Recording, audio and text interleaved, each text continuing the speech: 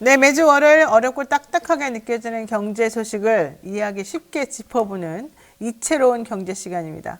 최입의 전 의원 그리고 이원재 성공회대 연구교수 함께하겠습니다. 두 분 어서 오십시오. 네, 안녕하세요. 네, 뭐 지났다는 느낌이 팍 들긴 합니다만 이거 2030 부산 엑스포 유치 실패하고 났는데 정부는 뭐 2035에 다시 엑스포 재도전하겠다 뭐 이런 얘기합니다. 근데 이번에 엑스포 유치하겠다고 쏟아 부은 돈이 5천억이 넘는다는 얘기도 나오는데 엑스포는 그냥 옛날에 정말 자기네 나라를 알리기가 어렵고 이렇게 할 때는 좀 의미가 있었을지 몰라도 요즘 같은 때 올림픽 유치했다가도 지금 포기하는 나라들도 있는데 엑스포가 뭐 이렇게 중요하냐, 그걸 사활을 걸 만한 건이냐 뭐 이런 얘기도 나오거든요. 맞습니까? 이게 사실 그렇죠. 저는 그렇게 생각합니다. 그러니까 저는 그렇게 중요한 거 같지 않은데 그 엑스포에 평창올림픽 우리나라가 2018년에 엄청 성공적으로 개최를 했거든요. 그런데 네. 경제 효과 뭐 60몇 조 원 나온다고 대대적으로 막 얘기를 했는데 사실 강원도 지금도 굉장히 어렵고 평창 땅값 그때 오르긴 했는데 지금 다시 제자리로 갖고 거래도 안 되거든요. 그러니까 물론 이제 강원도에 위상이 올라가고 이런 건 있어요. KTX도 생기고 양양, 속초 이런 데 외국 사람도 오고 이런 건 있지만 이게 바로 돈으로 탁 연결되지는 않은 것 같아요. 근데 또 부산이 어떤 상황이냐면 지금 부산 인구가 330만 명인데요.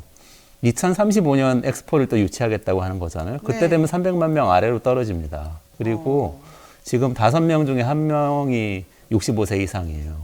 부산이. 근데 2035년에는 3명 중에 1명 이상이 어르신이 됩니다. 그러니까 이게 도시가 확 이렇게 사실 우리나라 전체가 그렇지만 또 부산 같은 도시는 더 좀 줄어드는 추세에 있어서 그때 가서 막대한 돈을 쓰면서 또 엑스포를 개최하는 게 도움이 될 거냐 아니면 그 돈을 복지나 또 삶의 질을 높이는 다른 데에 직접 쓰는 게 더 좋을 거냐 이런 고민 좀 해봐야 될 것 같아요.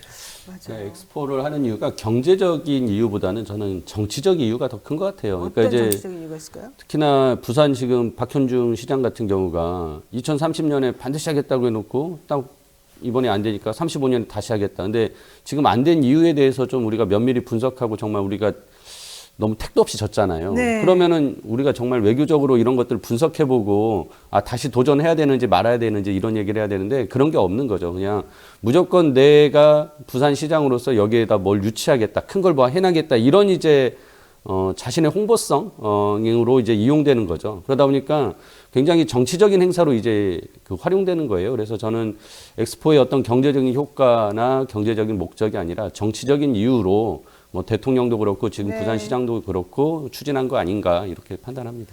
저는 그것도 맞는 말씀인 것 같고 그냥 좀 간과하고 넘어가면 안 되는 거라고 생각하는 것 중에 하나가 홍보한답시고 사우디를 좀 신경을 긁은 거 내지는 남의 나라를 조금 얕보고 무시하고 이게 나중에 부메랑으로 또 돌아올지도 모르겠다 이런 걱정이 좀 들더라고요. 그렇죠. 거기 오일머니 막 뿌리지 않았냐 니네 이러면서 사실은 그게 욕한 거거든요. 그렇죠. 그러니까 오일머니 얘기하는데 사실 우리나라의 재정이 사우디보다 훨씬 커요. 네.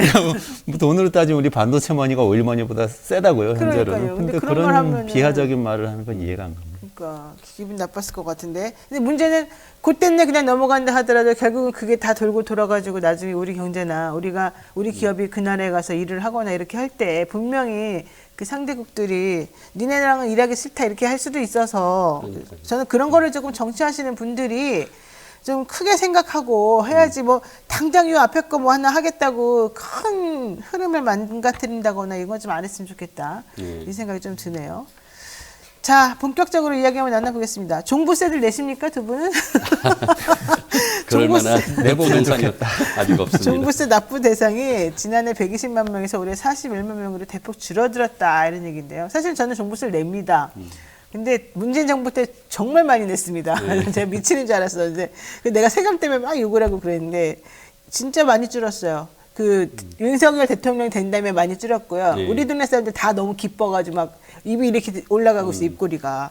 그만큼 종부세가 가진 자들의 세금을 팍 줄여주고 확실히 실감나게, 체감 있게.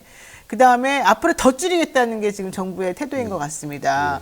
이거 어떻게 이렇게 가능한 건지, 그러면 세수가 빵꾸 날 것 같은데 어떻게 좀 설명 좀 해주십시오. 그러니까 이제 결국은 세금이 줄었다는 거는 이제 세금을 계산하는 과세 표준과 세율이 이제 줄어야 되는 건데 네. 둘 다 줄은 거죠. 보통 이렇게 둘 다 줄이기 쉽지 않은데요. 그러니까요. 우리가 그 문재인 정부 때 아무튼 부동산이 너무 이제 급격하게 가격 상승으로 인해서 솔직히 너무 그 부담이 되는 너무 상황은 부담스러웠죠. 있었죠. 네, 그러니까 그런 거를 감안해서 문재인 정부 때부터 좀 차곡차곡 올라갈 수 있게 이제 좀 우리가 계획을 했으면 좋았을 걸 하는 생각이 드는데 그때 너무 급격히 올리니까 그 반작용으로 또 너무 급격히 내리는 지금 상황이 됐고 이게 지금 2020년 수준으로 지금 종부세 그 세수가 지금 그런 정도로 잡혀요. 그러니까 앞서 한 2년 정도에 급격히 올라갔던 것들이 무리했다라는 어떤 증거도 되는 거죠. 그래서 네. 내용을 보시면은 일단 1주택자에게는 좀 부담을 줄여주겠다 하면서 공제세액을 11억에서 12억으로 1억 올려줬어요. 근데 다주택자는 6억에서 9억으로 공제세액을 3억이나 올려줬어요. 다주택자에게 유리하게 됐군요. 그렇죠. 그러니까 이게 어떤 부동산의 전체 시장의 흐름이나 또 우리가 어떤 조세 형평성, 과세 형평성을 봤을 때 아무래도 1주택자한테 부담 줄여주는 거 이해가 가지만 다주택자한테까지 이렇게 많이 줄여주는 건 좀 이해가 안 간다 생각하는데 이제 윤석열 정부는 그렇게 추진을 한 거죠. 그러면서 공제세액이 떨어지니까 과세 표준이 내려가고 세율도 조금씩 낮춰서 이번에 이제 급격히 하락이 됐는데 저 이런 부분에 이제 앞으로의 방향성을 이렇게 보여주는 거거든요. 계속 이런 식으로 가면은 결국 부동산 더 이상 세금 올리지 않을 거다라는 기대감이 생기고 그렇게 되면은 세수 빵꾸나는 거 지금 말씀하신 대로 이 부분에 대한 어떤 대책은 없이 계속 이렇게 부자들에 대한 혜택만 더 주는 거 아니냐라는 논란이 당연히 생기는 거죠. 네. 근데 이게 다주택자들한테 혜택이 정말 많이 가는 게 예를 들면 이제 내신다고 했지만 뭐 대치동 서울의 대치동 음마 아파트 사시는 분 84제곱미터였으면은 아마 200만 원 정도 내시다가 이번에는 40만 원 나오셨을 거예요. 많이 깎였죠. 그리고 마포의 그 레미안 푸르지 흔히 마레프라고 하는 거기 한 85만 원 내시다가 아예 안 나오셨을 거예요. 공시가가 한 10억 정도 조금 넘기 때문에. 그래서 아주 기쁘죠. 근데 생각해야 될 게 뭐냐면 만약에 2주택자이고 아크로 리버파크 서초동에 그걸 갖고 있는 분이라고 하면 5천만 원 내시다가 1,000만 원으로 깎였어요. 그러니까 200만 원에서 40만 원 깎인 거는 아무것도 아닌 거예요. 1주택자들이 기뻐하는 건 아무것도 아니고 사실은 다주택자들한테서 많이 깎였고 그래서 다주택자만 한 작년에 2조 3천억 원 종부세를 냈거든요. 근데 올해 4천억 원 나왔어요. 그러니까 5분의 1 이하로 줄었어요. 맞아요. 1주택자는 한 2분의 1 정도로 줄었거든요. 그러니까 원래 아크로 리버파크가 반포에 있거든요. 한강 바로 앞에. 그 당시에 그렇게 강남에 아파트 2개만 가지고 있으면 종부세가 1억이 넘는다고 우리가 개선을 그때 했었어요. 그러면서 이제 그 부동산을 가지고 있는 게 너무 끔찍하기 때문에 부부가 이혼을 하고 그다음에 이렇게 다 나눠주고 막 이런 별별 이제 수를 다 썼었는데 이번에는 그런 수를 안 써도 몇 천만 원으로 팍 줄어버린 거예요. 그렇죠. 그러니까 얼마나 좋겠습니까, 솔직히 말해가지고. 근데 처음에 이제 문재인 정부 때 너무 그렇게 갑자기 아파트 갖고 있다는 것만 가지고 그 전에 세금 안 내던 사람들이 갑자기 막 5천만 원, 1억 이렇게 내야 된다고 생각하니까 너무 끔찍하고 이 조세 저항이 심했었거든요. 근데 그것도 사실은 문제였었고. 이제 그렇게 해서 이제 한 번 또 올려놨는데 이번에는 또 깎아준다고 또 갑자기 이유도 없이 또 막 깎아버리니까 그것도 또 사실은 좀 문제이고 나는 양쪽 다 문제다라고 생각하는 거죠. 그러니까 이제 문재인 정부의 어떤 부동산 정책의 여러 가지 실패들이 이제 평가되잖아요. 그 중에서 이제 이 세금도 마찬가지인데 그러니까 우리가 그냥 기본적인 원칙이 있습니다. 부동산에 대해서는 부동산의 보유세는 올리고 그러니까 종부세는 올리고 거래세는 낮추고. 즉 양도소득세는 낮춰서 좀 가지고 있는 게 부담되는 사람은 팔아라. 팔고. 그렇게 팔 수 있게 유도를 하려고 거래세를 낮춰야 되는데 문재인 정부에서는 거래세도 올리고 그러면서 보유세도 올리고. 뭐 한 푼이라도 이익이 생기면 다 걷어들이겠다 막 이런 식의 이제 뭐 투기와의 전쟁이라는 단어를 쓰면서 했기 때문에 결국 가지고 있는 분들이 풀지도 못하고 부담은 생기고 그러면서 이제 결국은 정부에 대해서 비판하고 불신 생기고 그러면서 결국 정권을 넘겨준 거 아닌가 생각합니다. 그래서 저는 지금이라도 이 보유세의 강화를 다시 가야 되고 거래세를 낮추는 방향을 다시 원칙적으로 가야 되는데 지금 뭐 이제 이번 정부는 보유세 지금 왕창 내려주고 거래세도 아마 계속 내려주고 이러지 않을까. 그러면은 또 부동산 시장은 움직이지 않는 거죠. 다주택자는 또 계속 가지고 있는 거거든요. 그렇죠. 근데 우리는 정말 국민들이 집을 가지고 있어야 되는지 풀어야 되는지를 알 수가 없게끔 내몬탕을 너무 왔다 갔다. 네, 너무 왔다 갔다 해요. 근데 게다가 또 윤석열 대통령이 그린벨트도 지금 풀어준다는 얘기잖아요. 그런 얘기까지 또 나왔죠. 그러니까 나와 있잖아요, 지금. 그러니까 이거는 도대체가 팔 수도 없는 거예요. 이제 이거 팔면 나중에 엄청 손해 날 것 같으니까.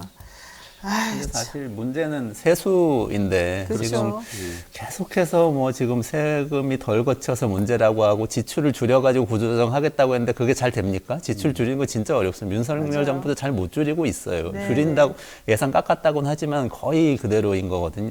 전체 예산 조금씩 계속 늘어나고 그러면은 지금 이번에 종부세 주택분에서만 한 1조 7천억 원, 8천억 원 정도가 마이너스 줄어들었거든요. 네. 이걸 어디서 메꿀 거냐. 사실 근데 어떻게 될 건지 예측이 됩니다. 뭐냐면 근로소득세는 계속 늘거든요. 맞아요. 월급은 조금씩이라도 계속 올라요. 근데 부동산 양도세, 종부세 뭐 이런 보유 그 재산 가지고 있는 거에 대한 거는 이렇게 확 낮추면은 결국에는 네.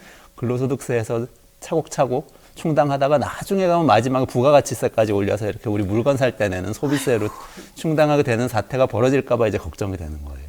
야, 이러면 안 되는데. 이게 세금이라고 하는 거는 부자들 많이 버는 사람한테는 좀 직접적으로 많이 걷고, 그다음에 좀 못 사는 사람들한테는 또 좀 덜 걷고, 뭐 이런 게 조금 돼야 되는데. 그리고 개인도 개인이지만 이제 법인이 세금을 부담하는 법인세를 법인세도 줄여주고 있잖아요, 대폭 지금. 감면했거든요. 그러니까 25% 최고 세율을 22%로 3%나 낮췄어요. 그러니까 이게 결국은 돈 많이 버는 큰 대기업들이 기존에 이제 부담하던 거를 이제 줄여주면서 뭔가 세금이 줄어들었으니까 투자를 더 열심히 하고 고용을 더 많이 해라 이라고 하는데 뭐 경제학에서 이 부분에서 항상 논란이 있습니다. 과연 세금을 줄이면 투자와 고용이 늘어나냐. 여러 논문들이 있는데요. 여전히 논쟁적이에요. 그리고 실제 점점 현대로 오면 올수록 그 효과가 적다라는 평가들이 많거든요. 근데 여전히 이제 그 과거의 어떤 그 논리들을 가지고서 지금 법인들에게 이렇게 세금을 깎아주는 게 크고 그게 지금 우리의 올해 이제 세수 수입이 작년보다 50조가 줄었는데 우와. 예. 그 중에 법인세에서 줄은 부분이 이제 23조예요. 그러니까 거의 절반 정도의 세수 감소분을 법인에서 줄여준 거죠. 와, 그건 너무 심한데요? 예. 그러면 23조만큼 기업들이 더 많이 투자하고 고용을 늘리냐? 아니죠. 그런 효과는 지금 안 보이는 거죠. 그렇죠. 예. 그러니까 대통령은 정말 마음이 넓네요. 아낌없이 퍼주는 분이군요. 아니, 있는 분들한테만 퍼주니까 문제.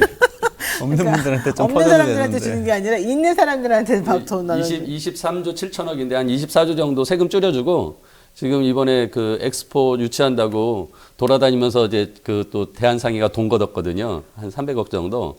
그러니까 이제 푼돈 살짝씩 거둔 거 아닌가. 아, 그래요. 세상에. 자, 어쨌든 세수 부족의 결정적인 주범이 있는데 결국은 대통령이나 이 정부의 마인드로 봐서는 또 근로자들에게 돈을 또 좀 걷고 있는 사람들에게는 푸는 정책을 계속 필 것 같다 이런 얘기입니다. 자, 한국은행이 올해 마지막 금통위에서 기준금리를 연 3.5%로 유지하기로 했다고 그럽니다. 결과적으로 보면은 계속해서 기준금리 동결이거든요. 이거 언제까지 갈 건지, 왜 이렇게 금리를 동결하는 건지, 이게 어떤 효과를 가지는 건지 설명 좀 들어볼까요? 지금 블룸버그 인텔리전스에서 어제 보고서가 나왔어요. 여기서 네. 좀 과감하게 예측을 했는데 내년 9월부터 기준금리 인하를 시작할 거다. 한국은행이 이렇게 예측을 딱 내는. 기준금리 인하를. 네, 인하를 그래서 3.5% 현재 그런데 2.5%까지는 내년 하반기 중에 쭉 떨어뜨릴 거다. 이렇게 예측을 했거든요. 근데 대체로 이게 이 생각이 지금 시장에서 많이 하는 생각이라고 보여져요. 지금 하는 무슨 고민을 하고 있는지는 읽힙니다. 뭐냐면 이번에도 보면 동결하면서 다른 수치들을 좀 발표를 했는데요. 내년에 경제 성장률 전망치를 낮췄어요. 조금 낮췄지만 2.2에서 2.1%를 조금 낮췄지만 낮춘 거예요. 낮춘 건 무슨 얘기냐면 경제가 어려울 거다. 그럼 경제가 어려우면 어떻게 해야 돼요? 금리를 사실 낮춰야 됩니다. 돈을 좀 풀어줘야 되거든요. 네. 그러면 내년 금리를 낮출 수도 있다 이런 얘기를 한 거예요. 근데 또 동시에 내년에 물가는 또 조금 오른다. 조금 상향 조정했어요. 원래 그 올해는 물가가 3.5% 오르는데 내년에 2.4% 오를 거라고 그래서 많이 안정될 거라고 했었는데 2.6%가 될 거라고 약간 상향 조정했는데 이건 또 무슨 얘기냐면 물가가 조금 더 오를 수도 있으니까 금리를 올려야 될 수도 있다. 그러니까 이게 두 가지가 생각이 계속 왔다 갔다 하는데요. 결국에는 이게 미국 금리에 따라서 갈 수밖에 없을 것 같아요. 지금 우리나라 기준금리하고 미국 기준금리하고 한 2%포인트 정도 차이가 나기 때문에 이걸 네. 오랫동안 계속 두면은 결국에는 우리나라 돈이 미국으로 빠져나가게 되거든요. 이자 높은 쪽으로 가서 이제 채권에 투자를 하게 되기 때문에 그걸 막기 위해서 미국이 금리를 안 올리고 조금 내리려고 하는 것 같으면 아마 조금씩 내년에는 좀 내리는 방향으로 가지 않을까 이런 생각이 듭니다. 좋습니다. 자, 이거 여쭤볼게요. 우리 최 의원님한테. 한국은행에서 내년의 경제 성장, 내년 겁니다. 내년 경제 성장률 전망치를 이제 낮췄는데, 올해 경제 성장률 전망치는 1.4% 정도 유지를 했답니다. OECD에서는 우리 한국 올해 성장률 전망치를 1.4% 정도로 지금 생각을 하고 있는데, 내년 거는 이제 올렸다는 거거든요. 그러니까 우리 한국은행이 예측하는 거하고 OECD가 예측한 게 좀 엇갈리는 것 같습니다. 그렇죠. 예. 왜 그러는가요, 이게? 근데 이게 이제 우리가 경제 성장률 할 때 여러 가지 요소들이 있는데 이제 그 중에 수출과 민간 소비라는 부분이 있는데 우리나라는 이제 수출에 대해서 좀 부정적으로 본 분이 있고 OECD는 이제 미국이나 중국의 또 상황이 좀 나아질 것 같으니까 한국이 결국 수출이 좀 늘어나지 않겠냐 이렇게 보면서 거기에서 좀 엇갈린 측면이 있고 그렇군요. 민간 소비는 또 반대로 한국은행은 이제 민간 소비에 대해서 좀 더 이제 줄어들 거 아니야 늘어날 거로 봤는데 OECD는 조금 줄어들 거로 보고 서로 이제 그게 엇갈린 거예요. 그러니까 그래서 이제 0.1% 포인트 차이를 서로 이제 그 엇갈리게 했는데 제가 보기에는 OECD가 그런 측면에서 이제 장기적으로 보면은 그 어떤 정밀도는 높은데 전체 이 흐름에 대해서 그 예측도는 우리 또 한은이 높아요. 그래서 저는 이제 한은이 조금은 낮춘 아까 전에 이제 이현재 교수님 말씀 것처럼 경제 전망을 좋게 보지는 않는 네, 좀 그 우울하게 입장, 보네요. 예, 네. 비관적인 입장이 맞는 것 같고요. 우리가 이제 그런 부분에 대해서 그러면 우리가 어떻게 대응해야 되냐? 네. 결국은 정부가 역할을 해야 되거든요.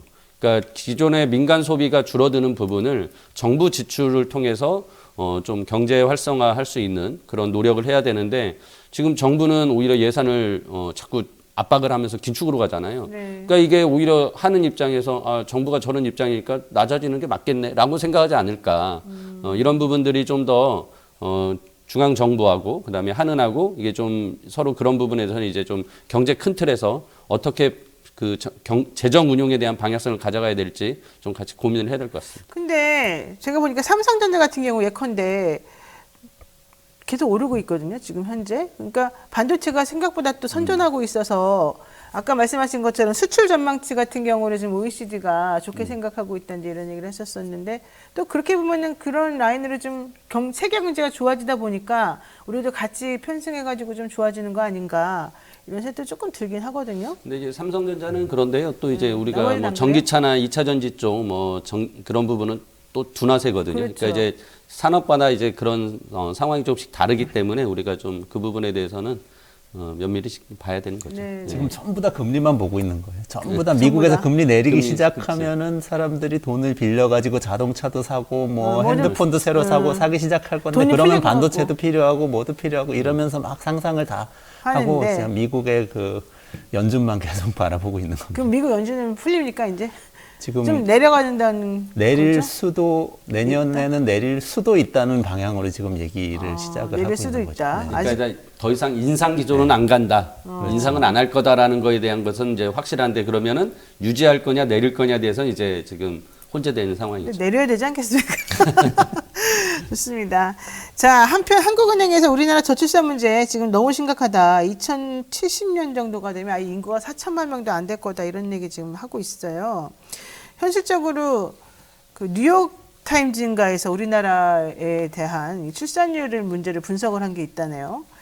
지금 너무 아이들 경쟁이 심하기 때문에 아이들을 낳아서 기르는 게 너무 부담해서 일단 아기를 안 낳는다. 두 번째, 너무 보수적으로 페미와 반페미가 지금 싸우고 있기 때문에 여기 때문에 또 애들을 안 낳는다. 세 번째, 혼의 출산율이 낮다. 이 보수적인 사고방식이 아직까지 한국에는 지금 지배하고 있어서 예를 들면 프랑스 같은 경우에는 혼외 이런 걸 되게 많이 하는데 우리나라는 아예 그런 것도 낮아서 아이들을 많이 낳을 수 있는 구조 자체가 지금 없어지고 있다. 이런 얘기를 지금 했답니다. 어떻게 보십니까? 그 칼럼 저도 봤는데 보셨죠? 흑사병이 걸린 유럽도 이렇게 인구가 그쵸. 급격하게 감소하진 그렇게 않았다. 않는데 이렇게 우리나라는 칼럼 썼어요. 뭐 심각한 거는 사실이고, 핵심적인 문제는 결국에는 우리나라, 저는 여성들이 사회 진출을 예전보다 훨씬 활발하게 하고, 이제 고급 인력이 다 됐는데, 이제 육아를 시작하면은 그 사회 진출에 굉장한 애로사항이 생긴다는 거. 그게 가장 큰 문제가 아닌가 하고 생각합니다. 그리고 육아 이전에 결혼조차도 여성한테는 굉장히 손해가 될 수 있다는 거. 네. 그래서 문화적으로 바뀌어야 되는 것 같아요. 그러니까 거기서 페미니즘을 둘러싼 갈등도 다 벌어지고 해서 네. 결국엔 남성도 육아를 같이 하고 뭐 그렇게 하기 위한 사회제도, 출산육아, 육아휴직 이런 것들이 강화되고 이런 방향으로 계속 가야 해결이 되지 않을까.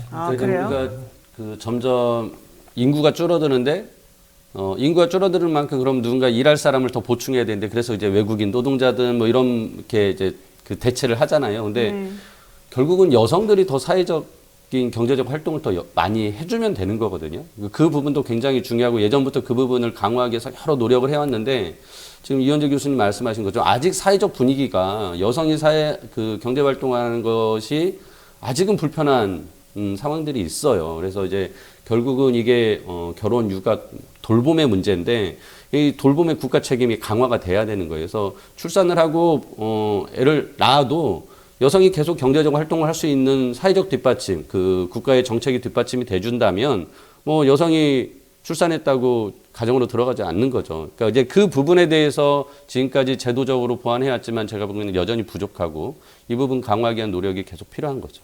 제가 일하는 여성으로서 말씀드리면 애들 키우느라고 사실 저도 아침에 밤부터 막 정말 미친 여자처럼 막 뛰어다니고 그랬는데 이제 어머니 아버님이 연세가 드시잖아요.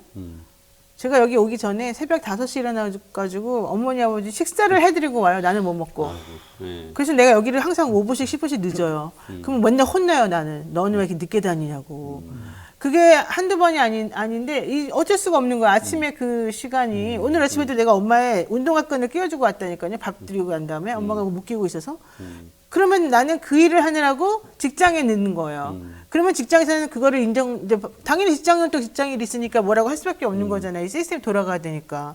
그러면 그거를 보면서 하루 이틀도 아니고 그런 식으로 저는 사실은 사회활동을 되게 활발히 하는 사람인데 저 같은 사람도 지금 이렇게 힘들게 살고 있단 말이죠. 근데 그것도 아버지가 좀 괜찮았을 때는 엄마를 돌보셨는데 저희 어머니가 이제 파킨슨의 치매란 말이에요. 돌봤는데 아버지가 교통사고 당해가지고 입원을 한 3개월 하고 계시니까 그 몫이 다 내가 되는 거야. 아들들은 주변에 살아도 그들이 와서 이거 할 수가 없어요. 그러니까 이걸 어떻게 해결해 줄 거예요, 빨리. 그러니까 애와 나라고 하지 말고.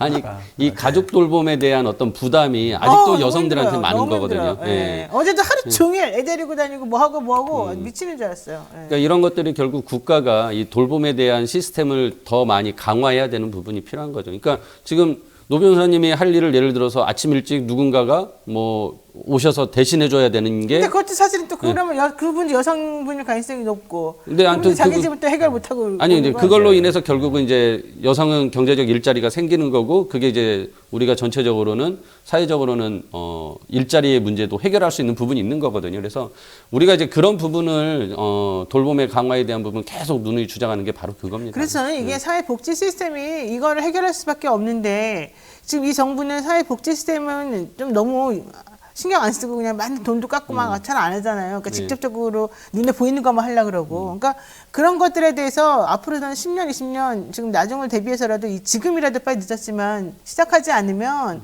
큰일이다. 그리고 지금 이준석 대표도 계속 반페미, 페미 이거 가지고 지금 자꾸 갈라치기 하면서 자기 표를 모으려고 그러는데 그거 잘못됐다. 그 얘기를 꼭 하고 싶은 거죠. 솔직히 말하면. 맞습니다.